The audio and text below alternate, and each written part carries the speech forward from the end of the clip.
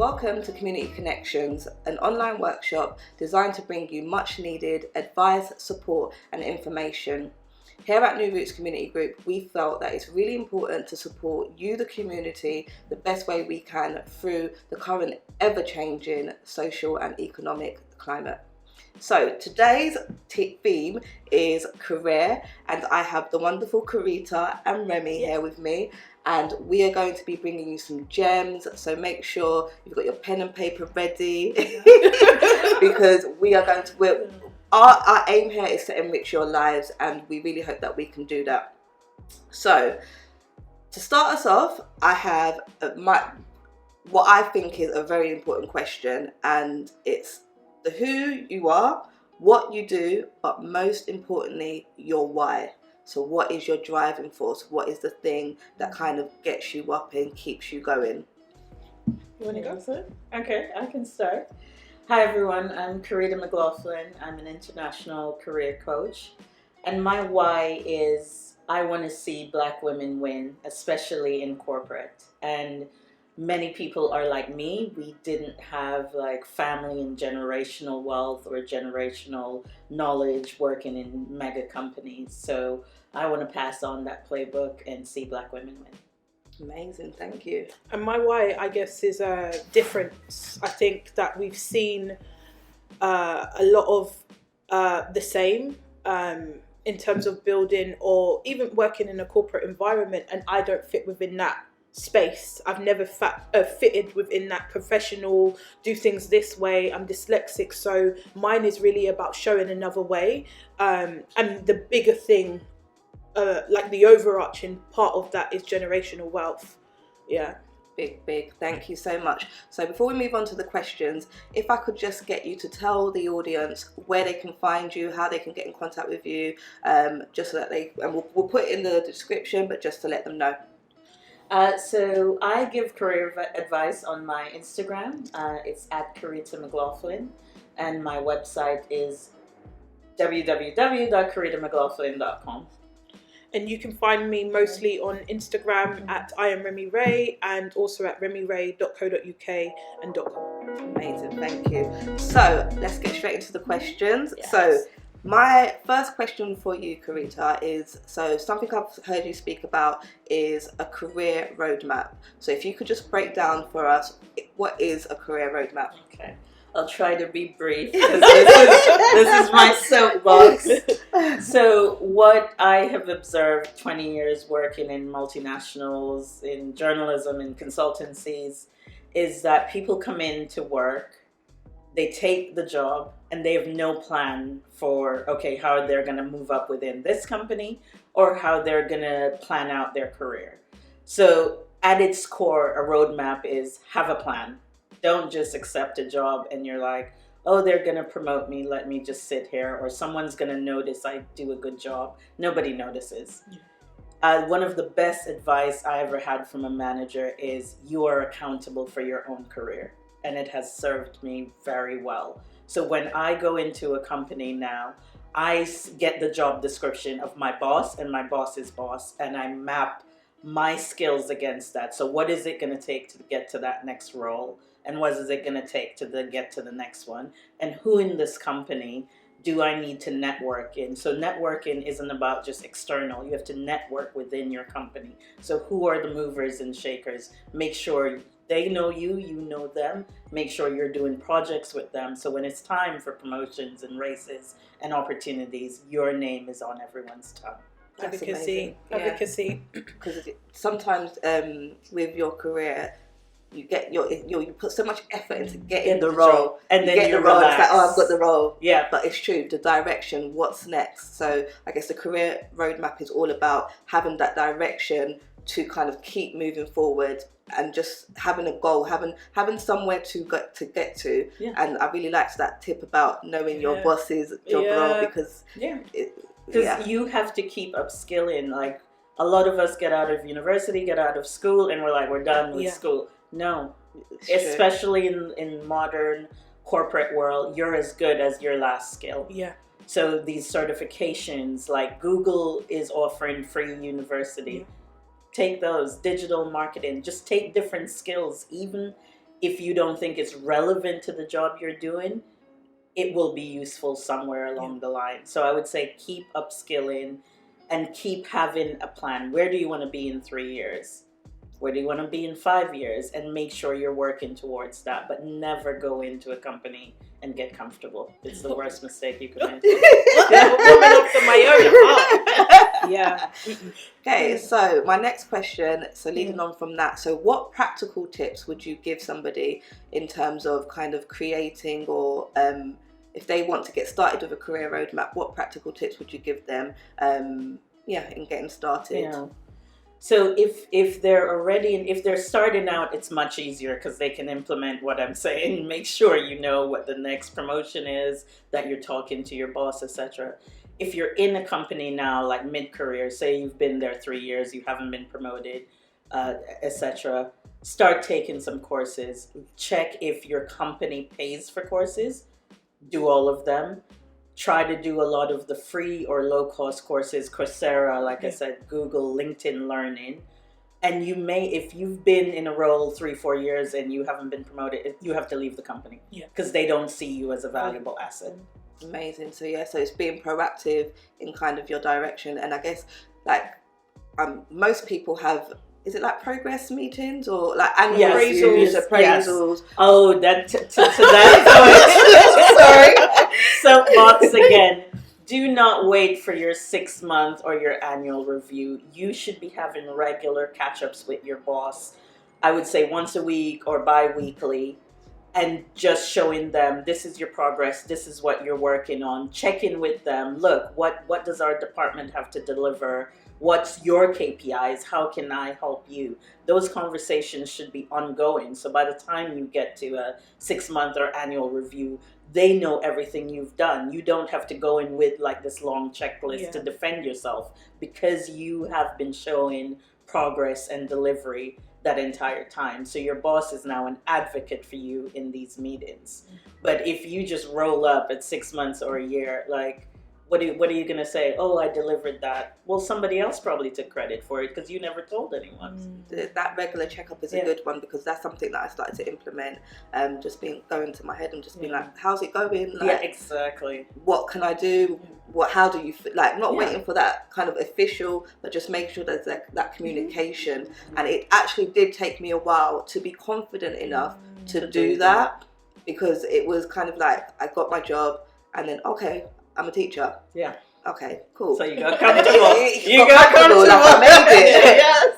And especially when it was so strenuous to kind of like all the tests to get the actual role. And then after about a year, I was like, okay, no. What's next? And that's when I started being a bit more vocal and not just because it's not quite automatic, but most people automatically progress in teaching. Yeah. But then I started getting a bit more vocal. I started hearing about like other people that now skip pay scale, and I'm like, that's what I need to be doing. That's how those people skip because they've been proactive. Relationships. They've built the right relationships. So when opportunities come up, their bosses are thinking of them. They're not thinking of you because you haven't just engaged. Sitting in your office, doing not the bare minimum because not to take away from what you're doing, but you're not kind of going that step further to develop yourself and work on your career roadmap. So I like that. Perfect. So, and I guess this kind of relates to when I just spoke about my own kind of experience as a black woman in the corporate world or in as a black woman in the world. Yeah, we have to navigate a little bit differently. Yes. So, what are some of your key tips for black women in terms of navigating the corporate kind of world and the corporate ladder? What would you give to us? So I want everyone to stop working twice as hard. Please stop it. Please, if I ask you to do nothing else. That's not how you get ahead in corporate. You have to work smart, not hard. And working smart means looking, observing who are the power movers and shakers in the company. How can you get on their teams? If there's a company networking event, I know we don't like to hang out with other people. I myself am an introvert, so I know it well. But honestly, you have to go to the drinks. You have to go to the company events and just show your face. You don't have to drink. Grab a water, grab an orange juice, but make sure you go around the room and talk to people. It's your presence. That's how you get promoted. Because if you're in many of your companies, you'll see people you consider idiots getting promoted. It's not hard work that got them there. It's like they are in the right rooms, they're networking, they're showing when they've done something good. So when you've done a project and it's accomplished something, send a note around. Thank the team. Make sure people see that it's you. It's really promotion. You have to be self-promoting in a company. It's not about killing yourself working. Because when you work, I call it the golden goose. If you're the person working there till late at night, what's the incentive for them to promote you? You're the idiot doing all the work. You're already giving them everything, but without any getting the compensation. rewards, yeah. So stop working twice as hard, please. And I think that's smart. A big thing for Black women because we're kind of taught to be perfectionist, you've got resilient, and it's, you know what? No, like you said, working smart. So it's not networking, self-promotion, networking, and that's not comfortable for us because we think it's boasting, and that's not how we were raised. But it's not boasting. When you have those checkups with your boss, you say, my team landed this, I did this. In bigger meetings, say what you've done. Promote other people. It's really promotion. It's on-the-job promotion. And you always have to be doing this. And the other thing I've found is, like, for me, white men have been some of my biggest sponsors. So don't go in and limit yourself and only hang out with this group or whatever. Make sure you get around and get on everyone's projects. Because, like, what I have observed in many multinationals, if white men see that you can help them look good and you're doing good work, they want you as they go up the ladder. And they're going up the ladder very fast. So make sure you hang on to the right coattails. And working smart. So thank you so much. And my first question for you is, I know what Remi stands for. Like, you stand for accountability. Absolutely, yeah. Could you tell us what that means to you? I think accountability really, for me, was birthed out of, like, all of what Kerrita just said around working harder, trying to show up in these organizations, and then nothing. No promotion, just nothing, no benefit. Nobody's even speaking your name in rooms. And so for me, I was like, okay, what do I need to do differently here? And a natural networker, a natural person who loves to chat, as you already know, I just started placing myself in spaces and communicating with people. And they started holding me accountable. I didn't know what accountability was before I started getting around people who were like, that doesn't make any sense. Why are you doing it that way? And I was like, oh, now I understand there's a different way of doing stuff. And then from that, it just is like my second skin now. Anybody that comes to me, I'm like, oh, so what's happening here then? And that's what I'm known for, to hold people accountable. I'm really somebody who cares about change behavior. I didn't have that language before. I didn't know that that's what I did for other people. But all of these things, for me, equate to accountability, change behavior, habits, making sure that people are doing what they say they do, because I also believe that power of the mouth, right? Like, your word is your bond. I think as Black people, that's really what we have. That is our communication. That's our currency between one another. If somebody says they're going to do something and they do it, that is how we give merits within our community. So accountability for me is absolutely everything. And I hold myself to account every single Sunday. I tell people all the time, that's my day of planning. That is my day of preparing my minds, my thoughts. I sit with my money. I do it in every aspect of my life. So I guess it's very natural for me to be out there promoting it, because it's something that I live. And I think that's the amazing thing about you, is that just from seeing your Instagram and just connecting with you, what you are asking of people, you're doing it. I always do it. You're doing it. So then it's like, it's real. It's it's not just somebody telling you, oh, this is what you do. It's, no, look, this is what you do, but look, I'm doing it. Yeah. I'm showing you that, look, it works. This is how I'm moving forward. This is how I'm making my moves. So I think that's a really amazing thing. I had to go out of the community to see that. Like, I had to get around different types of people. And when I say community, I mean like our inner community. Like, I'm from Peckham. I grew up here, but I didn't see what I now know. And so that's why it's really important for me to be who I say I am. Because other people are looking for us as lighthouses. Young people are looking for us in every capacity of their life. And when you come from places like this, it's very hard to see, because there's, you know, we have our differences within our communities and how people operate and whatever, but I needed that. I'm nothing like anybody else in my family. I'm almost an anomaly, the things that I've done. And so for me, it's very important to be who I say I am. Amazing, thank you so much. So leading on from that, can you tell us a little bit about your coaching program? Yeah, so I stumbled into coaching. I think I've always been a coach of some sort, but it didn't have that title. I've always mentored, I've always supported, I've always been very honest and open if people asked for my input. And it was last year that I said, you know what, I'm going to try and turn this into something. My mentor was like, what could you lose? And so I put my link up and people just started coming. Amazing. Yeah, they really just started coming. And so in the background, you're trying to get everything together to make sure that you show up properly. But I realized the reason why people are coming, right, is because I'm the source. I'm the juice. They want my juice. They want my IP. And so coaching for me is just an outlet for me to show my roadmap of entrepreneurship, because I've been in entrepreneurship as an entrepreneur, side hustling for over 11 years with very minimal guidance. And so I've realised the importance of having a coach now. Yeah. And so that's your way of kind of like giving it back. And And I was doing this before for free.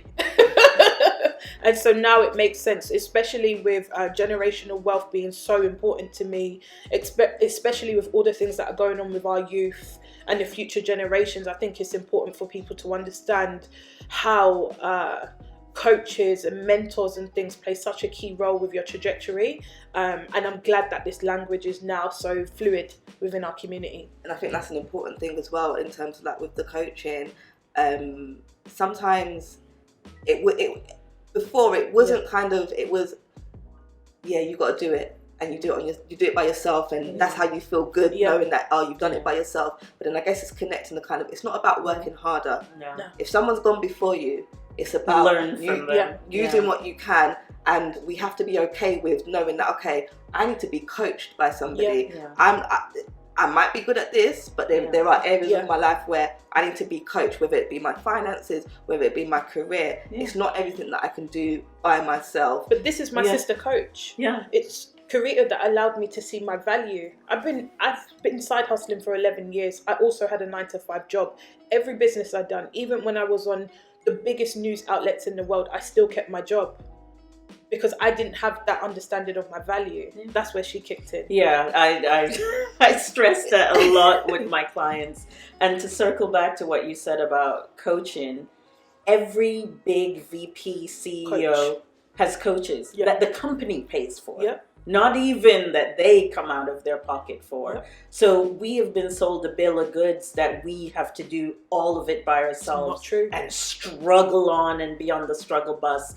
Other people are not struggling. They know that the magic is learn from somebody else, get someone that can help you progress to the next step. So start by doing that with books, coaching books, and then move up to hire a career coach, hire an entrepreneurial coach. But as you go up the ladder, make sure you're getting external help because everybody else is. They really are. That is the dirty secret. But then I think, so like similar to you, Remi, grew up in Peckham.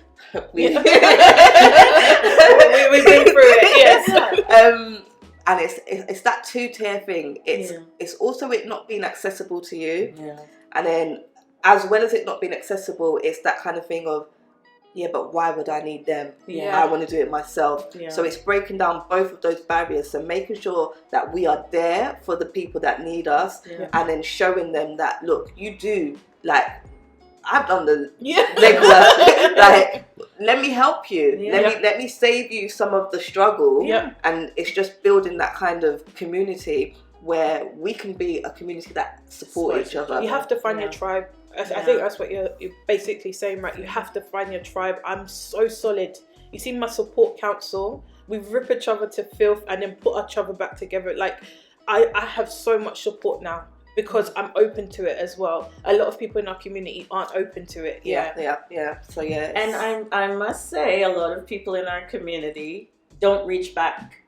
So this is what Remi and I are trying to do. We have gone through this the hard way. We've learned the lessons.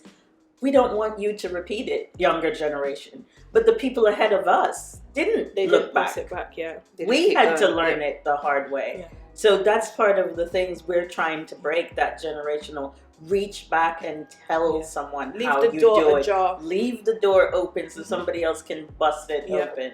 But you have to give the tips, because if you're not in these worlds, you wouldn't know. Yeah. Because I'm from Brooklyn. I'm from Flatbush, Brooklyn. The same like Peckham. It's, I had to learn and other people had to reach back. And because I've lived and worked internationally, whichever country I'm in, I make sure I find Black people and I give back, because I have corporate game, I have international game, I have global government game. Like, it's my responsibility to make sure that the people behind me learn from that I'm not a unicorn and it dies with me. Yeah.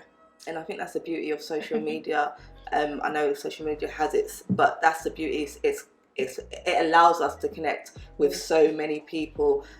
Just like, I think when I think back to like when we follow people and then we follow people, we post them, and then I see my people follow it, and I'm like, this is what it's about. It's about us all building together, and I guess that's part of this workshop as well. Just making sure that we're reaching back, we're sharing our tips, we're sharing our support, we're letting people know that you don't have to go it alone. There are people here, there are people that can help you. Find your tribe, find the people that can support you, get you your career roadmap, get you accountable, and just kind of like help you move forward. So I guess that's like an amazing thing.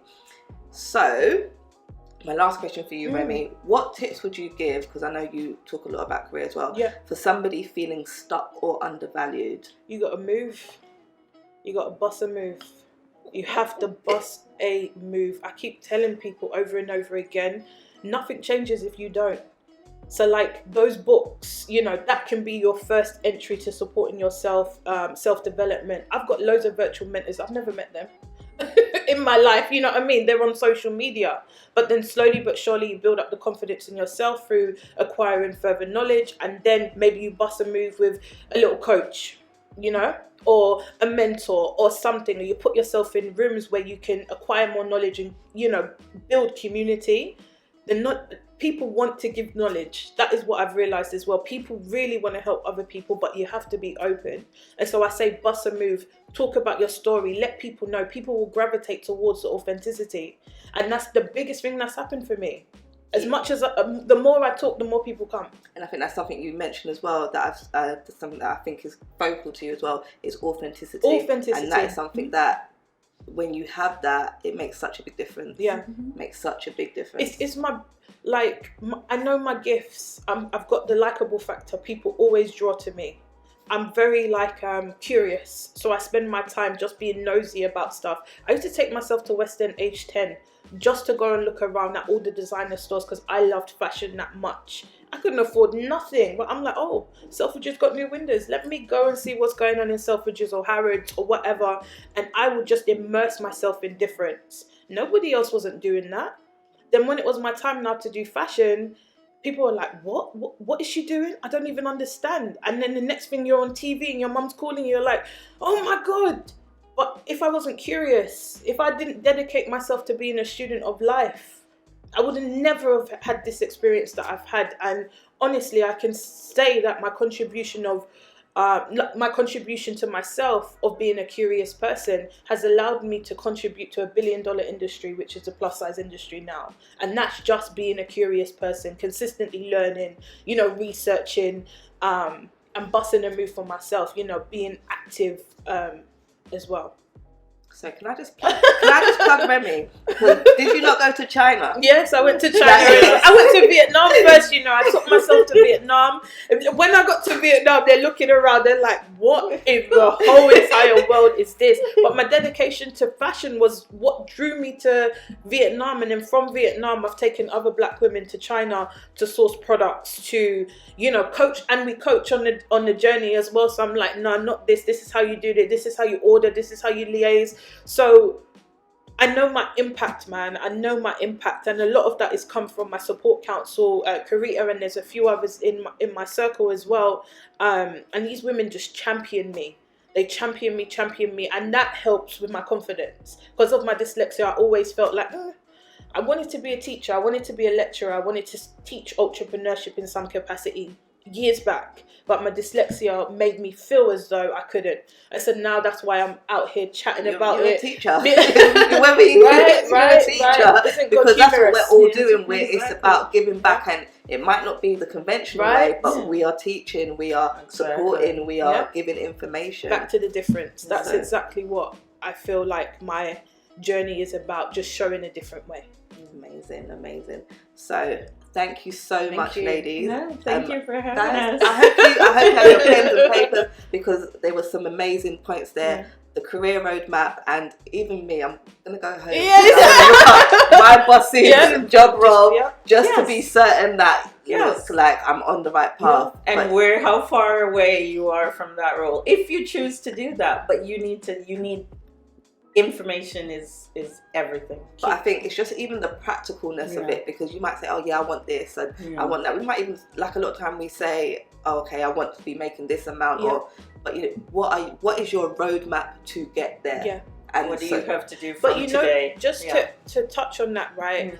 The roadmap doesn't work if you're not healed as well. Yes. The healing and the roadmap of whatever it is that you're trying to do. What I'm trying to say is, like, with career, you need a coach for confidence if confidence isn't your thing. You need a person to help you so that as you climb, your confidence is in line. Because a lot of the time, people get positions, but they can't keep them. The healing has to happen at the same time. And not everyone is broken in the sense that they need some like magical healing. But what I'm saying is that the mind has to be where the body's going as well. No, but I think that's a very valid point. And I used to be that type of person that would want to kind of do everything myself and like that kind of push. But then when I started reaching out to people in the same career as me, so I've got somebody now who's my mentor, someone who I can go back to. So like little things when I'm talking about pay, I'll just be like, and we have that conversation. But having that conversation in the past 3 years, or the past 2 years, not even 3 years, in the past 2 years, I've had like 3 promotions. Yeah, like exactly. A conversation started that. And because we need to share information about pay and about all these things, because you could be underpaid and you don't know. You don't know, because they're not going to tell you. You don't know. They're not going to tell you until you hear something. But no, that's not how it should be. Yeah. And so I think that's a big thing that I hope the viewers take from this, is that accountability, that having that direction, that working with people, making sure you have your support system. It doesn't make anybody weaker to have a support system. That's how we are stronger. Thank you so much for joining us. That was amazing. So many tips, so many gems. I'll make sure that your information is in the bio. Make sure you connect. Make sure you follow, sign up, do what you need to do. 2020 wasn't that great, but you know what? It was still great if you were making the right moves. 2021, if you want to make those moves, connect with who you need to connect with to make those moves. It can still be your year. Despite what's going on around you, if you've got that support system, if you're signing up to the right things, if you're connecting with the right people, getting yourself the right coaches, the right mentors, there is room. There is time and there is room. So make sure you connect with us on all the social media. And we need to retire the superwoman, the I'm hyper-independent. I'm done. To be retired. Help is the new black. Yes, help is the new black. I don't want to be working hard, like you said. I want to work smarter. I always tell myself, it's not about being that person that's always Don't be putting there everything turning in. on. You also want to enjoy your Yeah. fruits of your labour Yeah. without all the ailments and sicknesses that That we happen have for us. Like, developed. Yeah. why can't we go back wherever we want to, or home, or whatever it may be, without being tired? Why do we have to retire tired? Have a life with ease. Have a life with ease and stop being grateful. Negotiate your pay. Ask for more money. Audacity. This is where the confidence and the knowing your value. Yeah. But we are so grateful when we go into these spaces, and they should be grateful to have us. Preach. And that's the attitude you need to go into. We are always overqualified and overeducated. Yep. You don't need to be grateful to walk into these spaces. And that's that's it. A lot of let times you get a job and you're like, oh, I'm so happy I got a job. No, they're happy. They're happy they have you. And when you shift that mindset, yes. when you shift that mindset and you start seeing yourself as an asset, you move differently. Exactly. That's why the mind has to be, like, it has to be on the journey with you. It cannot be one or the other. It has to be, together or ahead. I guess that's what you're saying in terms of the healing, because you can want but unless your mind is in the right place, your heart is in the right place, it's not going to. It doesn't matter. How many people do we know that are in major positions, white, black, or orange, right? Commit suicide. Yeah. Or a problem arises and they crumble, or they have these major breakdowns. It's because there's no foundation. No foundation. No foundation.